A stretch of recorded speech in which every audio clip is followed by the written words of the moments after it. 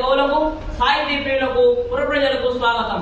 మా పాలన జీవితాన్ని ఆనందం నడుపుతున్న జానపదాలు సైతం కొన్ని రసవత్తమైన సంవత్సరాలు పంపించారు.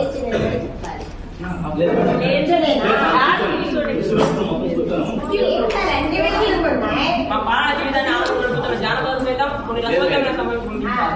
మీరు వీటి రసవత్తంగా పూరించి నేటి భువనవేశంలో రచించే ఇక ఆంధ్ర భాష మతాలను సృష్టిస్తూ సంవత్సరాలను దత్తుబద్దలుగా పూరించి ఆశకవిత వినోదం సాగిద్దాం. చిత్తం రాజేంద్ర కవిచంద్ర, మీతో నేటి భువన విజయ సభను ప్రారంభించాలని నా అభిలాష. మీ ఆలోచన నిజమే పెద్దనవాక్య, కానీ ప్రభులు ఏలుబడిలో ఎన్నో భాషలు ఉండగా తెలుగు భాషపై అందరూ